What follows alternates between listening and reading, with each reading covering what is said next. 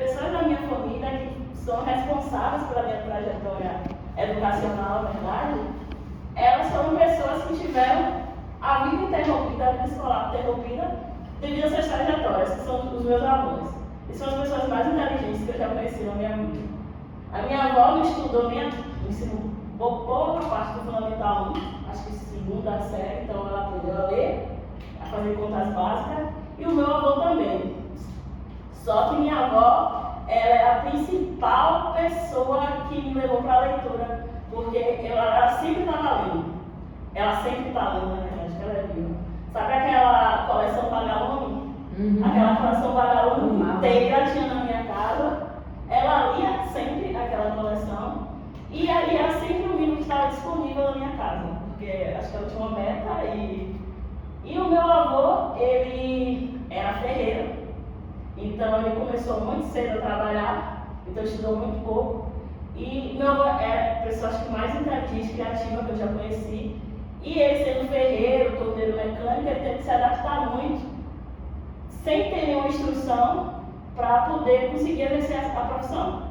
E eles não tiveram a oportunidade depois de estudar.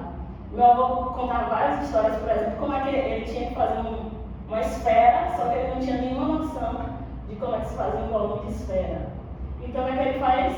Pegou uma laranja, escortou a laranja, cortou a laranja em várias partes, até chegar a um ponto que ela ficasse planificada, essas partes.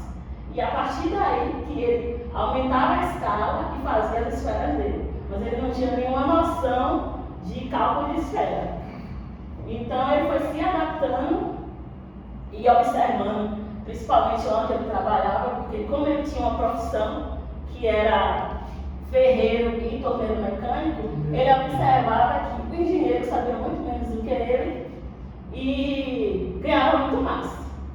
E o que ele fez foi a partir daí criar uma mudança na minha família, em que o meu avô e minha avó eles entendem que a educação é o caminho e isso que é estimulado. Tanto que ele consegue colocar um filho na universidade e os netos, hoje a gente tem toda a possibilidade de estudar por causa disso. E muitos netos, meus tios, por exemplo, eles fizeram engenharia por mais de 30 anos, eu consegui entrar na faculdade sem ter precisado trabalhar. Então, muito pela essa decisão que eles tomaram. Outro ponto interessante em relação da EJA e a minha família também é a questão de que outras pessoas tiveram trajetórias interrompidas, pessoas jovens, unidades, primos, porque tinham dificuldade de aprendizado e tinham necessidade de trabalhar. Então eles acabam dando na escola, porque se eu não aprendo, eu vou fazer o que lá? E eu já tenho uma profissão que pode ser pedreiro, na minha família tem muitos pedreiros, eletricistas, só que hoje eles têm dificuldade de se inserir em alguns pontos do mercado de trabalho, porque não tem uma formação básica. Hoje, para você ser um eletricista de uma empresa, você tem que ter um curso técnico de eletricista. Você não pode ser só um eletricista de experiência. O que se consegue quando você é um eletricista de experiência é você trabalhar na sua casa, você ser indicado por alguém, trabalhar de questões individuais. Mas você não vai conseguir isso para trabalhar numa empresa específica. E hoje meus filhos têm muita dificuldade por isso. Aí estão correndo atrás de seja, correndo atrás de fazer qualquer tipo de curso técnico. Então, quando a gente vem estudar que eu tenho essa disciplina, o que eu vejo é basicamente isso. A transgeneridade dos alunos que estão lá, que são pessoas que tiveram trajetórias interrompidas, principalmente por falta de oportunidade. A minha avó teve que parar de estudar, porque o pai dela morreu, ela tinha 10 anos. Ela tinha 11 irmãos. Então, os mais velhos precisavam trabalhar para que a mãe pudesse cuidar dos mais novos. E acabou trabalhando por muito tempo. O meu avô, meu bisavô tinha profissão de ferreiro e tinha que ter um auxiliar. É muito mais fácil você colocar um filho para te auxiliar do que você pagar uma pessoa. Então, eu também tenho sua trajetória interrompida por isso. Então, no EJA existem esses pontos. Pessoas que tiveram suas trajetórias interrompidas na educação pela necessidade. E isso está muito ligado. Vocês podem observar que a maioria das pessoas, quase 100%, não vou dizer 100% porque eu não tenho esse conhecimento. Das pessoas que estão no EJA são pessoas pobres, extremamente pobres, que precisaram escolher entre estudar e trabalhar, ou até pessoas que tiveram dificuldade de aprendizado, que eu vejo muito. Eu não trabalhei no EJA, mas eu trabalhei no subsequente do IFBA, em feira, que tinham pessoas mais velhas, que são pessoas que tinham dificuldade de aprendizado também. Isso não foi identificado no tempo delas e elas acabaram se afastando da escola por isso. Então, até para você ter um diagnóstico, porque hoje se fala muito, eu sei que eu meio fugindo, mas hoje se fala muito em autismo, porque tem muito autismo, a gente observa porque hoje tem diagnóstico. Naquele tempo não, o menino era lerdinho, o menino ficava dentro de casa preso, a gente não observava, porque uma das minhas ligações é que as pessoas dizem que não se vê. Então são pessoas que tinham dificuldade de aprendizado ou tiveram essas trajetórias interrompidas por causa disso. Quando eu trabalhei no IFBA, eu sei que não é um exemplo de EJA, mas o subsequente é o que chega mais próximo dessa relação EJA-PT. Porque no subsequente há pessoas de diferentes idades, como a gente observa em turmas de EJA, eu tenho pessoas muito mais velhas, com muito mais experiência, e tem pessoas mais novas que estão lá para se inserir no mercado de trabalho e que têm trajetórias diferentes, modos de aprendizado diferentes e bagagens diferentes. Eu tive turmas em que eu dava aula em eletrotécnica e redes. Os meus alunos mais velhos de eletrotécnica, todos já tinham trabalhado no polo, todos tinham uma grande experiência, e quando eu falava de determinada coisa, eles sempre tinham alguma coisa para me contar. Mas porque eu trabalhei com segurança do trabalho, que eu acho que é uma disciplina bem tranquila, porque é uma disciplina muito prática. Então eles traziam experiências de como era na área deles, na minha área não tem sinalização. Aconteceu isso. Coisas que numa turma de integrado que eu chegava e perguntava assim: qual tipo de bota vocês que é eletrotécnica têm que utilizar? Vocês podem utilizar uma bota de biqueira de aço? Aí meus alunos ficavam pensando, e os meus alunos do subsequente já diziam não, mas também não tinha justificativa. Por que você não pode usar uma bota de biqueira de aço? Porque o aço é um material condutor, então se você trabalha com eletricidade, você vai tomar um choque. Então tem uma bota específica para quem trabalha com questões elétricas. Então assim, eles tinham conhecimento de que não se podia, mas não tinham conhecimento teórico de que não. E é uma coisa bem simples. Então era muito interessante dar aula nessa turma, porque assim, eu dava aula integrada de manhã e no subsequente à noite. E era totalmente diferente a aula. Eles eram muito participativos, no sentido de sempre trazer exemplos, sempre queriam saber as coisas. Por que o técnico fica me cobrando tal coisa? Eles diziam, está vendo essa norma que a gente está estudando hoje?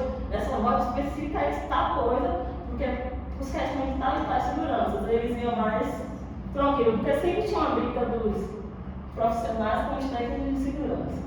Pode passar isso. As teorias e práticas que a gente observou basicamente é como a outra colega falou, que é você utilizar os saberes, principalmente dos alunos, ao seu favor. Era isso que eu tentava usar na minha aula. Porque muitos daqueles alunos eles tinham muito mais experiência do que eu. Eu tinha muita experiência teórica, porque eu fiz o curso de segurança do trabalho, mas quando você tem experiência prática é totalmente diferente. Por exemplo, quando a gente vai estudar ergonomia, eu tenho uma experiência teórica de tipo, a tal cadeira deve ser de tal jeito, mas quem está trabalhando ali, ele vai ter uma experiência prática, mas para meu caso, caso que sou uma pessoa obesa, essa cadeira não funciona muito bem, porque ela pode ter as especificações ergonômicas adequadas, mas não adequadas para um corpo igual ao meu. Então eles tinham esse tipo de experiência que eu não tinha. Porque eu sei que a teoria é muito fácil, mas na prática isso pode mudar. Então é utilizar esses saberes dele para ajudar o desenvolvimento da aula. Porque o que aconteceu na turma integrada? Como os alunos não tinham muitos exemplos, eu tinha que dar os exemplos e a aula ficava eu só dando aula. As turmas assim, de quarto ano, que eles já estão conseguindo ir para estagiar, não sei o que, você consegue falar algumas coisas. Aí eu falava, não, hoje a gente vai falar sobre incêndio. Eles conseguiram, as especificações de incêndio são essas, eles têm essas portas por isso. Aí eles iam lá para o estágio e diziam, prova que o estágio não tem. No meu estágio não tem um mapa de risco. E já com a turma, eu já tinha a mesma aula, às vezes eu tinha que correr, porque senão eu não conseguia os slides que eu tinha planejado. Porque eles ficavam muito interessados e muito participativos. Então eu utilizava esses saberes ao meu favor, porque eu tinha também naquela turma pessoas que não tinham nenhuma experiência, que iam para a indústria, mas também não tinham experiência nenhuma na área. Então, aprender, eu acho que é a turma que você consegue ter mais troca, porque geralmente são pessoas que estão ali porque elas estão realmente interessadas em aprender. Porque você está com 60 anos, você sai da sua casa para poder estudar à noite, porque geralmente eu estudo à pessoa à noite, você tem que ter um interesse, então eu tinha sempre o foco deles. Era uma turma que eu tinha sempre foco, diferentemente dos alunos que estão lá. No ensino médio, você sabe que muitos deles estão lá por obrigação. Então, isso era a favor, eles tinham conhecimento, interesse, então as aulas elas acabavam sendo mais dinâmicas. Mas também tem a questão de pessoas de idade diferentes, pessoas que estão muito tempo sem estudar, então as questões de aprendizado era o que era mais complicado. Então eu tinha que fazer adaptações. As avaliações elas não poderiam ser avaliações formais. Como vocês sabem, eu sou bacharel, então avaliações para mim é trabalho, apresentação, prova e só, basicamente. É uma avaliação, uma atividade avaliativa, uma lista de exercícios. E para muitos deles, às vezes, uma prova formal ela não funcionava, porque questão de nervosismo, questão de tempo. Eu tinha alguns alunos que eles tinham dificuldade de leitura, porque também tinham muito tempo sem ler, não era uma questão. Então eles levavam muito tempo para conseguir terminar de ler uma prova. Então a gente tinha que fazer medidas adaptativas. Uma avaliação de 3 avaliações não era interessante porque eles não se davam bem. Então eu tinha que fazer avaliações processuais, entender que na sala de aula a participação dele era muito mais, a palavra não é muito vantajosa, mas muito mais enriquecedora do que eu aplicando de provas. Então eu tinha que fazer essas adaptações. Mas, como foi falado, na minha turma não tinha só pessoas de 40, 50, 60 anos. Tinha os alunos de 25 anos, 20 anos, 15 anos que preferiam fazer prova, que resolvia ali, porque os meus gostam de resolvia ali, tirou 5, deu 10. Então tinha que ser um processo avaliativo misto. Um processo em que eu tinha que fazer uma prova que eles conseguissem fazer. Provas escritas são mais demoradas, mas eles conseguiam se dar melhor, porque numa avaliação escrita você consegue entender melhor o que o aluno quer dizer, então você consegue tirar alguma pontuação daquilo, do que uma avaliação de marcar, que às vezes a gente muda um não, um sim, e isso vai acabar tendo dificuldade. Então as avaliações elas precisavam ser mistas para poder atender todos os alunos que estavam lá. Só que como não tinha o conhecimento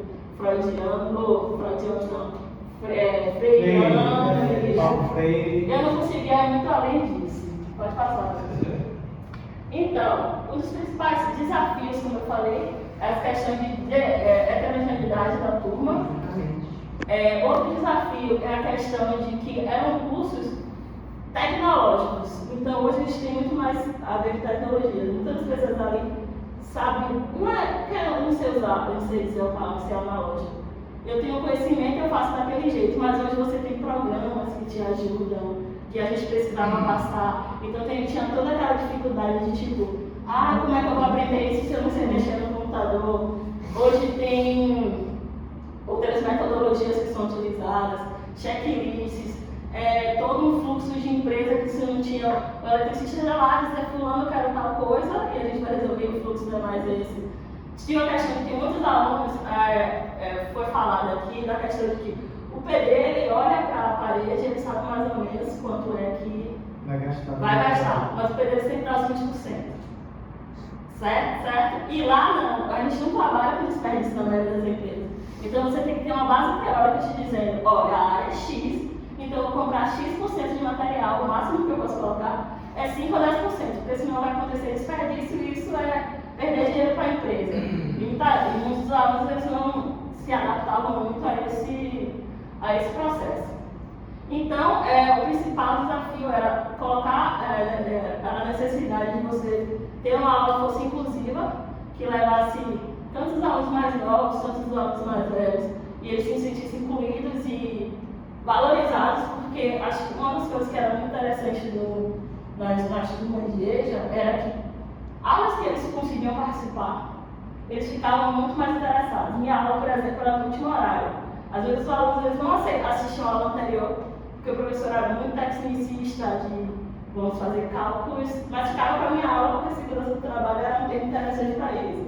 Ou chegava para a minha aula E uma das coisas complicadas também era o fato de, geralmente, essas pessoas elas trabalham. Então, elas chegam muito tarde. Então, você já tem um período de aprendizado que é perdido, porque ela vai chegar tarde, ela vai chegar cansada. Isso vai ter trabalho. E quem é mais idoso tem toda a questão de idade. A gente já sabe, eu tenho 37 anos, minha memória já não é mais a memória quando eu tinha 20. Imagina a pessoa que tem 60 anos, 50 anos. Então, era muito mais complicado. Eram turmas que, se você não tivesse metodologias, eu digo metodologias porque eu não sabia metodologias. Se você não tivesse um traquejo, se você não tivesse estratégia, você não conseguiria passar o conteúdo e fazer com que eles aprendessem realmente. Pode passar, pronto. Então, muito que se utilizava a questão de avaliações que é formativo e processual, como eu falei, a diversidade de instrumentos que a gente utilizava, às vezes a falta de recursos no campus, o campus veio para diferir, o campus novo, e eu acho que eu também não sei como é que a professora anterior agia. Então, coisas muito simples, de sair pelo campus procurando placa de identificação, entender por que no auditório não podia ser a prova, a porta antifuga, a de lá ficar trancada. Por que não podia ficar trancada? A gente ia olhar essas coisas, para eles era muito legal, assim. E isso ajudava no processo de aprendizagem. Eu acho que a porta lá não pode ficar trancada? Sim. Porque se a porta fuga, daqui a pessoa vai lá, numa chave, tá pegando fogo. Entendeu? Com chave. Trancada com você quer dar batida na chave. Ficava trancada com Entendi, não pode ficar impedida de fluxo. isso, não pode ficar impedida de fluxo. Porque determinada geometria tinha naquele auditório. A gente tinha rampas, porque assim, se queria muito colocar cadeiras em lugares de fuga, de acesso, porque aqui não poderia colocar. A gente ia lá tentar ver como ia ser difícil se acontecesse esse tipo de coisa. Então tinha que ser coisa muito prática, na verdade, aliado com a teoria, e tem que tentar explicar para eles porque a teoria ela também é importante, ela é aliada. Porque eu já tenho conhecimento, às vezes assim, mas eu sei calcular uma área de parede, só de olhar para a parede. Mas não, vamos fazer aqui para você ver quanto é que o seu cliente ele vai economizar na obra, porque às vezes você consegue cobrar mais para você, porque o seu cliente ele não vai ficar tão onerado no sentido de material que vai ser utilizado. Então eles ficavam mais interessados por isso. Então pode passar. E os impactos para mim foi, como eu falei com vocês, a minha experiência como professora, tanto no IFBA como para alunos de ensino médio, me trouxe a visão de que eu não tinha nenhuma metodologia que poderia ajudar eles. Eu sou engenheira, sou uma pessoa extremamente técnica, e eu fiz mestrado, doutorado, e a gente não tem essa formação pedagógica. Hoje eu sou pesquisadora, basicamente, e isso para eles não era importante, o que eu ser pesquisadora. Eu não conseguia ajudar os meus alunos, no sentido de que eu aprendi de uma forma e eu achava que todo mundo, para mim, é muito fácil aprender daquela forma, e eu entendi que pessoas entendem de forma diferente. Eu já contei para vocês a aula de matemática que eu dava, que se eu falasse 10% de 10, ninguém entendia, mas se eu falasse 10% de 10 reais, os meninos diziam real.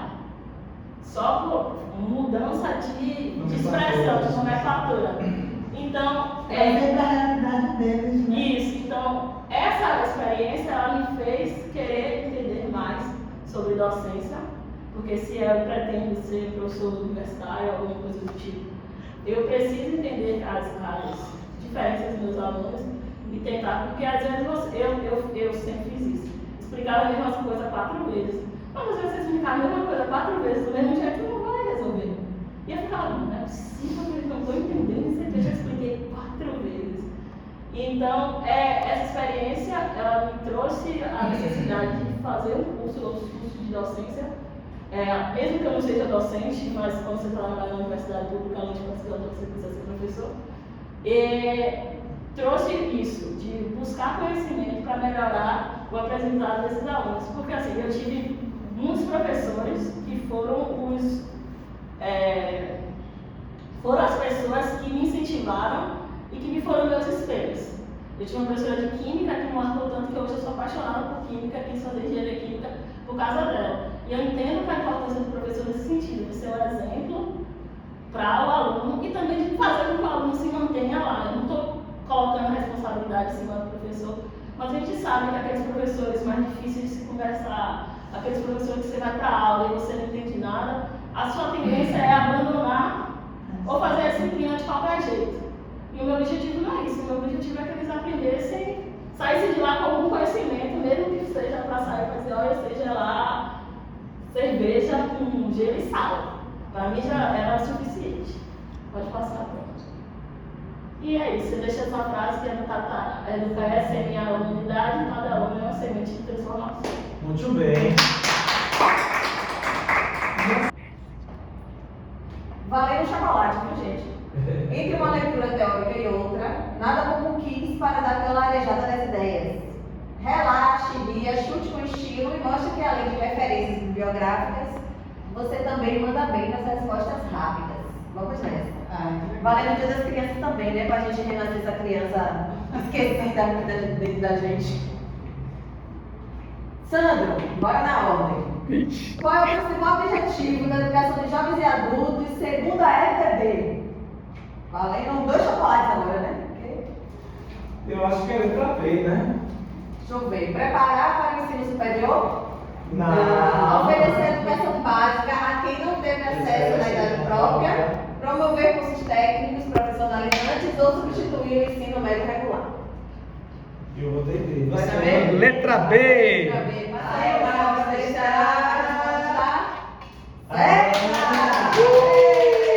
Questão de prova do concurso que ele deu dica na véspera. Você vai ter que ganhar 2 chocolates agora. Obrigado. 2. Segunda, Tati.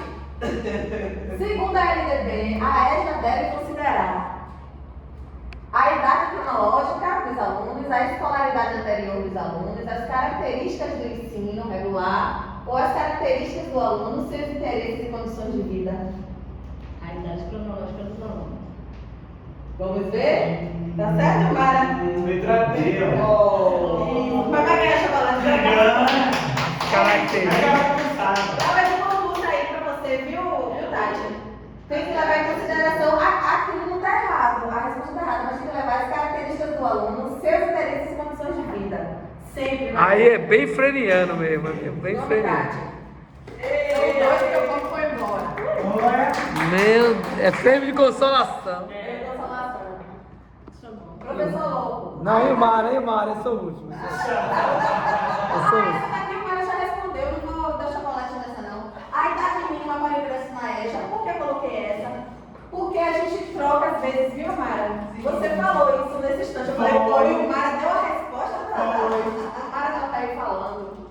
A idade mínima para ingresso na EJA no ensino fundamental é 15 anos, 18, 21 e não a idade mínima. O que acontece? Às vezes a gente erra porque a gente acha que o aluno tem que ser sempre maior. No ensino médio, A partir do lá na escola, se você tentar matricular um aluno de menor, quando você coloca a data de nascimento, já dá um erro no sistema. Mas é porque lá é ensino médio. Então a EJA começa com 15 anos, letra A. Essa é a resposta. É já ensino fundamental. É o que o Mara falou. E o Mara, tá vendo aí? Eu diria dar 8 chocolates. 8. Misericórdia. Meu Deus. Quarta. Agora é Mara, professor. Ilmar, agora é Mara. Pronto, agora é sobre o currículo, né? E o Mara. A proposta do currículo integrado busca. A gente deu o currículo integrado no anterior, na disciplina anterior, não foi? Não foi especificamente. Letra A. Separar os conteúdos da formação geral e profissional. Promover uma formação fragmentada e acelerada. Articular saberes da educação básica com a formação técnica. E D. Priorizar disciplinas técnicas em detrimento das básicas. Bem fácil, né? Letra C. Letra C. Bate aí, Rael. Parabéns. Arrasou. Ah, é muito criativo. Isso aí a gente já falou várias vezes sobre essa coisa da articulação de saberes nas outras disciplinas. Agora é o professor Louco. não pode fugir. Ixi, sou eu. Na prática pedagógica da EJA, com EPT, é fundamental, letra A, focar em provas padronizadas, ignorar os saberes prévios dos estudantes, valorizar experiências de vida e trajetórias dos educandos, D, reproduzir modelos escolares convencionais. Tá difícil, Tá tia. difícil. Mas eu vou dizer que é a letra C. Valorizar a experiência. Valorizar as trajetórias dos educandos. Obrigado. Todo mundo vai falando aqui, isso aqui é bom revisar isso sempre. Apesar de ter, gente, na vida real, né, Sandra, que a gente sempre traz as experiências nas escolas, existe também uma geração que saiu da escola e que às vezes volta com um esvaziamento geral também. A gente não vai se iludir, né? Existe um esvaziamento também. Não é toda vez que você vai chegar na sala que vai encontrar o seu avô e sua avó cheio de experiência, de conhecimento. Não é sempre assim. Então, quando a gente faz assim, valorizar a formação, a gente tem que ter esse cuidado também, porque nem sempre vai encontrar tanta experiência assim para ser trabalhando. Não quero, professor. Quero. Obrigado. Vocês pegaram o meu, foi duas palavras. Volta passando. Segundo diretrizes do MEC, o currículo integrado deve considerar apenas conteúdos técnicos exigidos pelo mercado, a lógica da educação regular tradicional, a formação humana integral e contextualizada e, letra D, a padronização dos currículos em nível nacional. Segundo diretriz do MEC, o currículo integrado deve considerar. Mas aí eu vou lá, Tá fácil, parece que... vou nascer a formação humana integral e contextualizada. Perfeito. Aí, O cara é fera, o cara é fera. Não é possível, mais 2? Caramba. Não acredito não. Isso aí tá uma... Sétimo. Bora, Tati. Como política pública, que eu acho que Marta acabou de falar, não foi? Como política pública, o PROEJA contribui para, letra A exclusão de adultos do sistema educacional formal, letra B, a formação cidadã e a inclusão social de jovens e adultos, C, a padronização do currículo técnico em todo o país e D, a redução do número de escolas técnicas. Desde a formação cidadã. Exatamente. E é uma coisa... É o PROEJA das escolas dos institutos federais. E eu digo assim, existem palavras no nosso mundo da educação que não cabem. Essas palavras assim, padronização, exclusão, quando você vê isso aí, nem vá. Porque são palavras que não podem entrar no nosso dia a dia, no nosso linguajar. Isso era para ter começado a aula com isso aqui, né? É porque eles já estudaram a manhã toda, agora estão acertando tudo. Isso, exatamente. Professor Lobo ou Vilmar? Sempre primeiras damas. Vilmar, uma das principais características do PROEJA é, letra A, separação, olha as palavrinhas que não podem existir, né? Separação entre formação geral e técnica, a valorização da trajetória de vida dos educandos, a obrigatoriedade do ensino superior ou a exclusividade de oferta em instituições privadas. Letra B. A valorização da trajetória de vida dos educandos. Essa imagem tá gravado, vou botar no canal lá, no canal. Tá registrado lá. Simona vai chegar com o Eu tô comendo tudo, ó. Professora número 9. O que caracteriza uma metodologia ativa? Olha, professor, não pode errar. Metodologia ativa. Que a gente viu numa disciplina de metodologia ativa. Foi na última aula presencial. Não foi? Foi. Letra Que eu A. apresentei no quadro. Letra A. Uso exclusivo de aulas expositivas. Não. Letra B. A centralização do professor como único transmissão do conhecimento. Isso era no passado. Passado. bem. Já viveu isso, né? Letra C, a participação ativa do estudante na construção do conhecimento. E a letra D, a memorização de conteúdos por meio de provas objetivas. Participação ativa do estudante. Letra C! Eu tenho mais, eu conferir, eu tô em dúvida aí. Não é possível. Tanto até que nesse dia na aula presencial, eu falei do vídeo que os alunos fizeram. Chama José, ele vai ganhar também. Seminário. Eu tô até com ele aqui pra mostrar. Tem a 10ª, vai encerrar. Calma, já José, velho. Se ela estiver lá, pode. Pro o quê? Zélia. José. Ah, você que era pro. Se ela puder. Eu gostei dessa dinâmica, vou usar nas aulas. Achei massa. A pedagoga. Agora, é porque as questões são simples, mas sabe o que, é que eu gosto? Sim. Essas palavrinhas, o pessoal faz muito concurso e tem palavras que não podem aparecer. Pronto, Não pode não, vá. Deixa. Não, a pergunta. Vou ser breve na apresentação. Trajetória formativa, né, na prática educacionais, na EJA, EPT. Né? Então, assim, esse trabalho eu fiz uma síntese, né, uma comparação, né, com o tema, com a minha experiência profissional.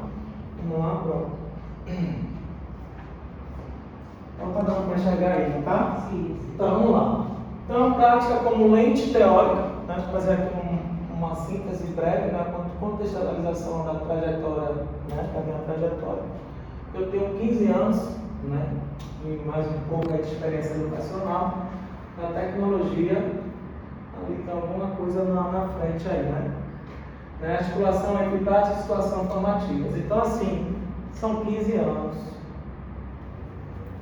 Mas, do jeito que anda a globalização, o mundo do trabalho, a educação, são 15 anos, é válido, mas a todo momento eu vou estar tendo que estar o quê?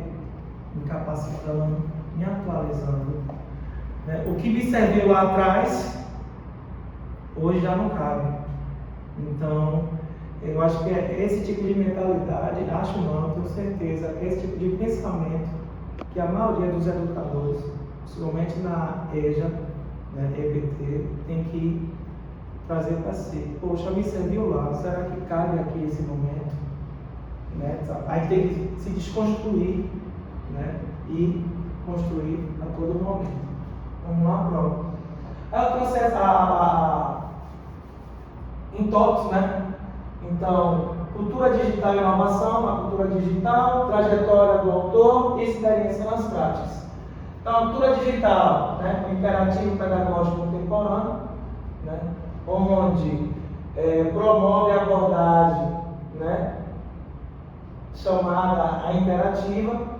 A minha trajetória, ela passa, né, por uma situação instrumental da tecnologia, uma visão crítica e criativa, capacitando educadores, e a experiência na prática. Né? Aqui eu estou citando duas instituições que foram o Senai e a DEVRAE. A área 1 acho que nem existe mais. Acho que é um outro termo, foi vendido, né? Então, esses dois campos foi o que mais usou e abusou da tecnologia. Né? Então, eu tive a honra, na época, no Senai, eu tinha entre 400 e 600 alunos em todo o território, né, da Bahia, onde a gente tinha um curso, o programa Educar para Trabalhar. Então, ele era no formato EAD, onde muitos alunos hoje confundem EAD com aula remota. Né? Então, a gente tinha esse processo, era uma vez na semana, uma vez a cada 15 dias, a gente fazia uma aula remota, né? Via Teams, então gravava, deixava disponível no YouTube. E na DEVRAE, foi quando eu iniciei, né? Eu me debrucei na parte da tecnologia. Hoje o jovem, a gente fala muito do jovem em relação a ele estar com o celular em sala e tudo, mas ele não tem a inclusão digital. Ele sabe de aplicativos, ele sabe de redes sociais, mas quando você vem pro AVA, o Moodle, ou quando você fala de faça um curso EAD, existe uma certa resistência. E aí é que cabe a nós educadores, facilitadores, não desistir, né? Buscar sempre outras ferramentas. E no EJA, a gente tem aquela situação, né, das faixas etárias. Né? Hoje, né, a melhor idade, né, que são as pessoas 40 a mais, 50 a mais, por um motivo ou outro, né, tiveram que interromper seus estudos, eles só sabem o WhatsApp e Facebook. Quando você faz um tipo, o que é que eu faço hoje para otimizar os meus 50 minutos dentro de sala de aula? Eu pego uma apostila, mando para o líder da sala, essa apostila fica disponibilizada para todos os alunos, e através dessa apostila digital, eu faço minhas atividades e interações com os alunos. Mas aí entra a situação, não só o problema com a tecnologia, mas a leitura, né? A interpretação, porque cada um tem uma forma de interagir. Então, cabe a nós, estamos aqui na frente, se aprimorando nesse momento, a se debruçar, a ter um acolhimento, a ter uma forma. Né? Vamos lá? Então, na cultura digital e inovação, vamos para o trabalho e educação, onde eu trago os tópicos: conceito fundamental, integração do conhecimento e exemplo na prática. Né? Na parte do conceito fundamental, é trabalhar a educação fundamentada, né? A integração de conhecimento, a teoria se torna significativa quando aplicada na realidade dos estudantes. O exemplo que a nossa colega falou, entre 10% de 10, ficava-se a dúvida, comprava 10% de 10 reais, eles sabiam responder, e assim sucessivamente. Ou, quando ela trouxe o exemplo do trabalho em campo, foi visitar o auditório da escola, onde as cadeiras estavam ocupando a saída de emergência. Exemplos práticos, aqui eu estou trazendo um exemplo prático, né, quando eu estou com uma instituição onde eu pego o trabalho TCC da turma de estética ou podologia, que as meninas elas fazem o curso, né, e eu sou agraciado porque nem essa disciplina para mim, e no TCC a gente monta um plano de negócio. Porque não adianta você fazer um curso de estética, de podologia, e você não ter a noção básica do empreendedorismo. Então, no TCC, ela tem toda a orientação, formata a MNT, ela monta um plano de negócio, né, onde ela apresenta a empresa junto com os colegas, ela monta a planta baixa, monta o layout, faz o levantamento técnico e financeiro e apresenta para as novas turmas que estão chegando na instituição. Então, para elas, ou seja, eu estou tirando ela daquela situação de colaborador e abrindo o horizonte dela que ela pode sair daquela situação de colaborador e ser uma geradora de empregos. Né? Próximo.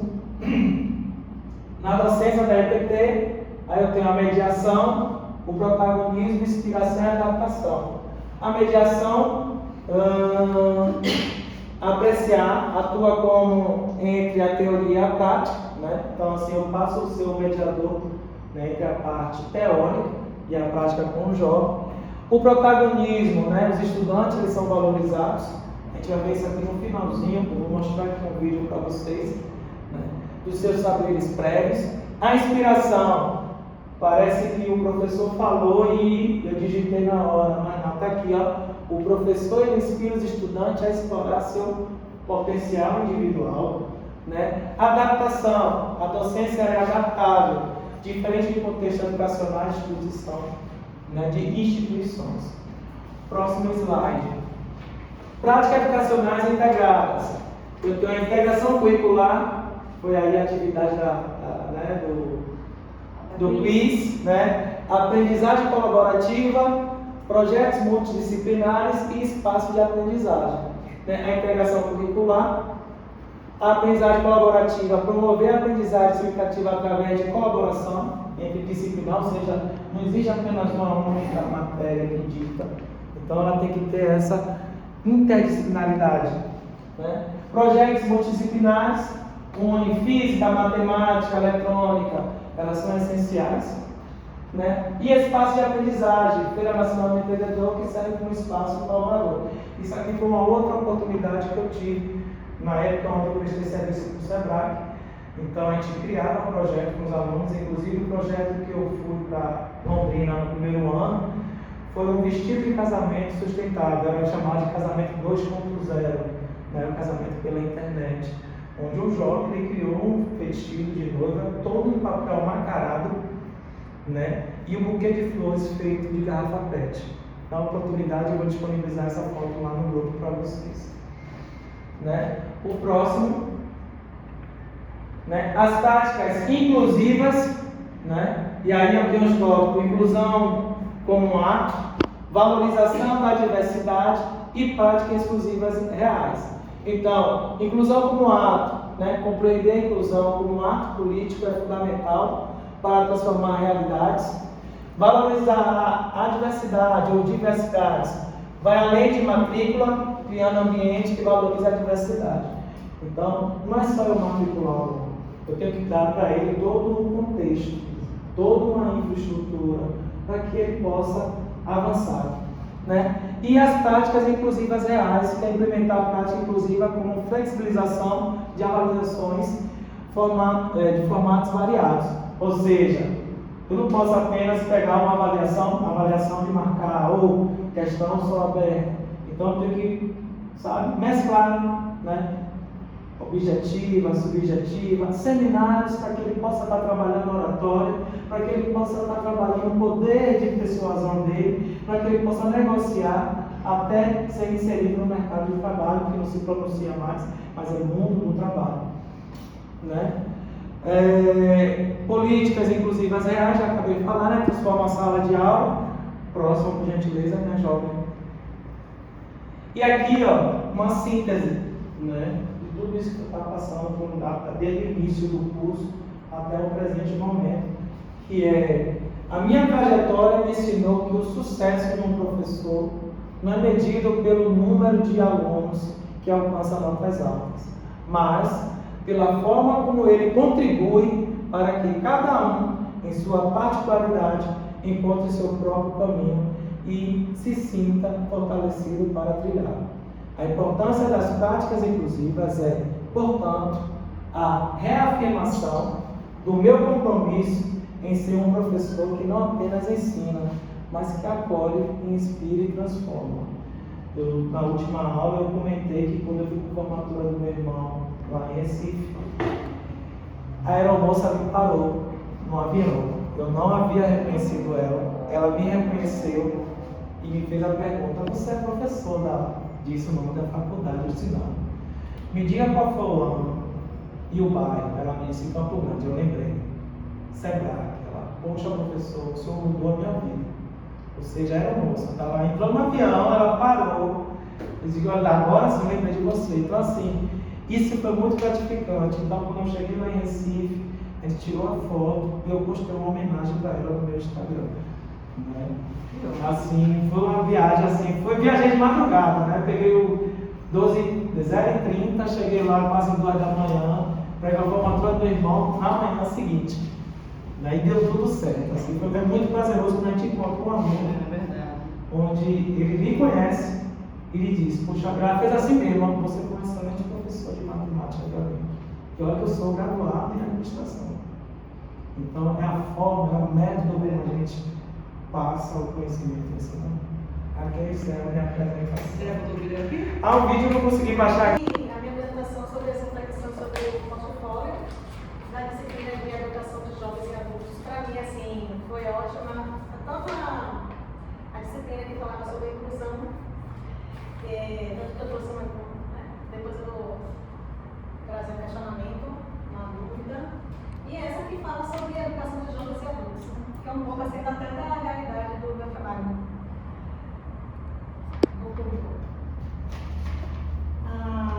Trouxe aqui alguns teóricos, né, que eu coloquei na apresentação do portfólio, análise sobre alguns obstáculos na integração técnica e inclusão pelo Freitas e Barbosa, mas eu coloquei na referência do arquivo do PDF. Bem, o contexto brasileiro, né? Milhares de pessoas que retornam aos bancos da escola que não concluíram seus estudos, por diversos motivos econômicos, familiares, sociais, e veem nessa modalidade uma oportunidade de voltarem e concluírem os seus estudos. Uma coisa assim, bastante interessante também assim, que eu percebi, quando ele faz referência à questão das pessoas idosas. O título é Jovens e Adultos. E dentro desses adultos, né, muitos idosos, e realmente assim, ir lá no lugar do trabalho, tem a presença muitos idosos que voltam para estudar. E aí, na sala, não tem uma sala só para adultos, nem uma sala só para jovens. É uma sala heterogênea, em que eles têm que estarem todos juntos. E assim, é interessante porque assim, o que eu percebo, respeito para aquele público mais idoso e do idoso também para os mais jovens. E convivem bem, graças a Deus. E aí eu achei muito interessante quando eles trazem a questão do idoso. Assim, foi uma coisa assim, que me marcou assim, fazendo algumas leituras, porque eles estão na sala de aula.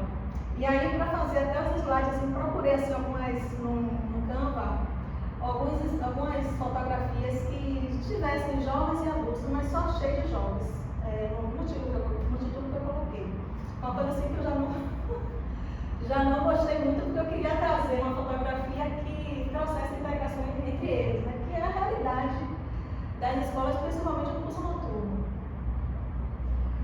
Então, estudo com o público jovens e adultos convivendo juntos numa mesma sala e o valor do conhecimento, tanto para jovens, pessoas jovens, tanto quanto para pessoas adultas. Os jovens porque eles estão começando a vida, muitos creem realmente, acreditam no estudo, acreditam no conhecimento, para realizar seus sonhos, né, de se valorizar e de alcançar e realizar os sonhos dele, de ter uma carreira.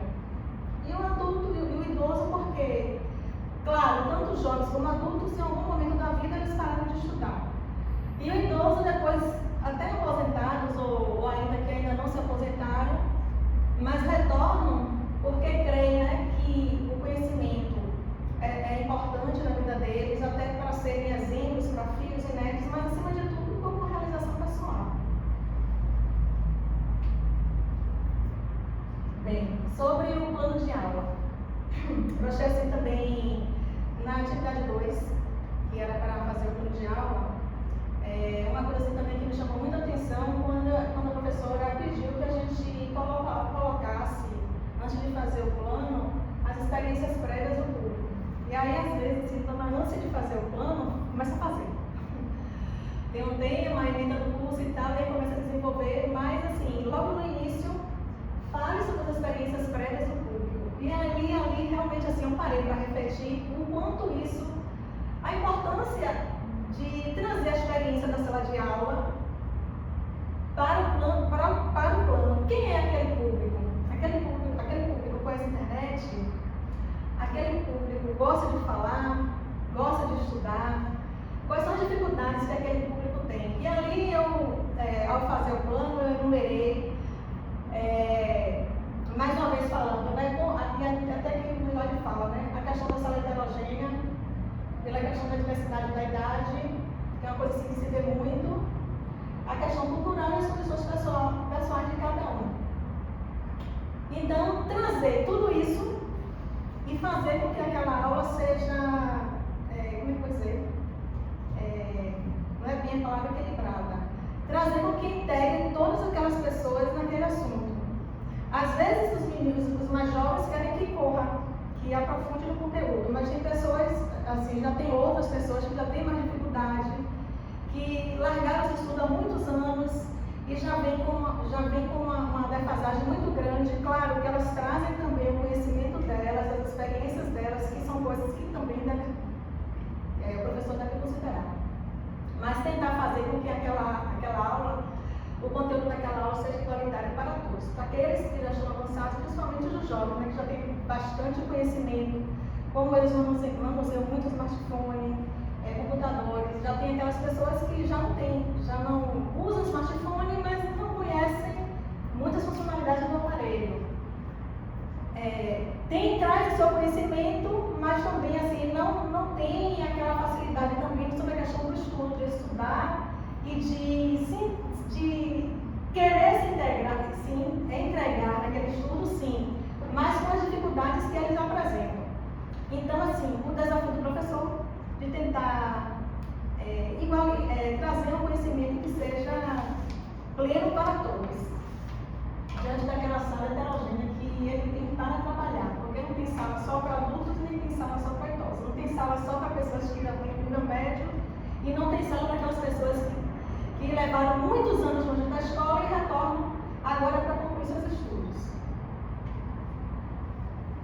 Mais uma vez falando no plano de aula, a apresentação das experiências prévias que eu já tinha colocado, considerar, claro, o contexto social dos estudantes, econômico e cultural, e trazer práticas pedagógicas que valorizem as potencialidades dos alunos e atividades que se articulem à vida cotidiana de todos eles. Então não adianta tentar trazer práticas pedagógicas para somente um grupo da sala de aula, mas sim para todos. A questão da importância da interdisciplinaridade, contextualização e a flexibilidade. Voltando ao plano de aula também, quando ela pediu que a gente integrasse a questão do conhecimento, tanto para a prática, para o conhecimento técnico e para a educação básica. E aí, quando eu trouxe o meu plano de aula, e aí eu tinha várias disciplinas que eu poderia ter trazido, mas assim, até encher muito o plano. Então eu trouxe pelo menos umas 4 naquele plano que eu fiz, contextualizando a parte do conhecimento técnico e a parte da educação básica na questão da interdisciplinaridade com o conhecimento. Avaliação e planejamento pedagógico. O professor deve estar aberto a mudanças para melhorar o ensino e a aprendizagem. Outra coisa também assim que me fez refletir é a questão do professor estar aberto. Às vezes a gente vem com todo o nosso trabalho pronto, achando que está entregando o melhor para os seus alunos, para os seus estudantes. Mas só que nem todos conseguem acompanhar, nem todos têm facilidade com aquela prática, nem todos se identificam com aquele modo de ensinar. Então, assim, essa questão assim, de estar aberto e de receber com facilidade o feedback dos alunos. Eu mesmo passei por uma experiência com um colega que ele tinha muita vontade de estudar, de ensinar, muita bagagem, professor muito experiente, inclusive ele ensina em faculdade, só que ele trouxe métodos do ensino superior para aplicar no ensino médio, numa turma heterogênea, com idosos que levaram muitos anos fora da escola, e com jovens também com diversas condições diferentes, né, econômicas, sociais, pessoas que, como eu coloquei aí no plano, né, a maioria deles, né, pessoas muito jovens que já são mães de família, pais de família, às vezes tem que dar conta de uma família, ser um curso titulado, onde vai colocar as crianças, ela vai começar para o colégio, realidade não só deles, mas de milhões de pessoas. E aí o que aconteceu nessa experiência? Quase que a turma toda ia desistir do curso por conta da dificuldade de flexibilidade que ele não tinha. Então, assim, ele não, estou fazendo o melhor, é o meu método, e quem quiser que, tipo assim, né? Quem quiser que aprenda desse jeito. E aí, claro que foi uma barreira muito grande para os meninos, e o que nós percebemos, e eles começaram a verbalizar que não iriam continuar no curso, que estavam querendo desistir. E aí, levamos o assunto foi levado para a parte pedagógica, né? Pedagoga não, coordenadora do colégio.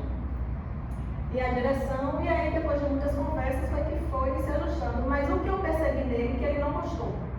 Nessa questão da flexibilidade, de tentar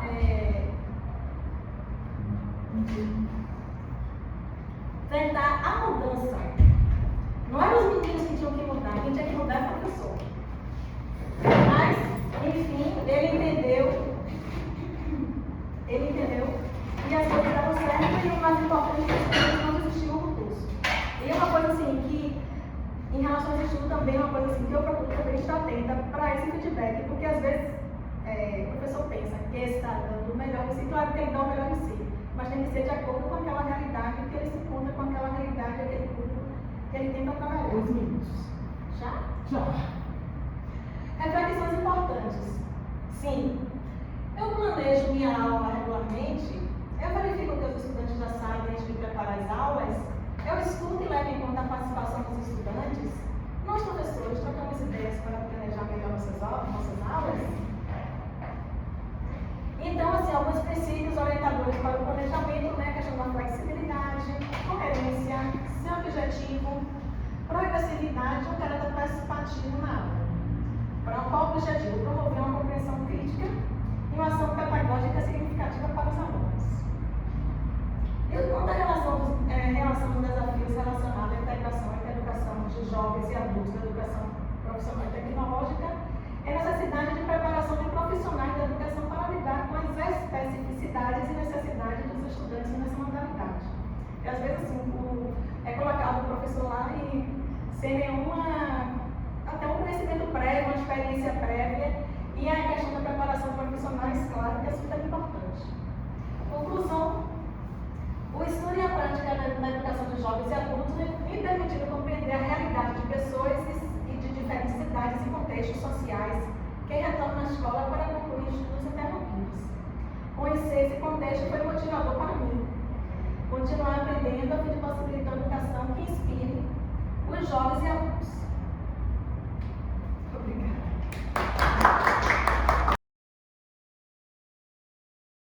Tirar a força para dela. Olha o X.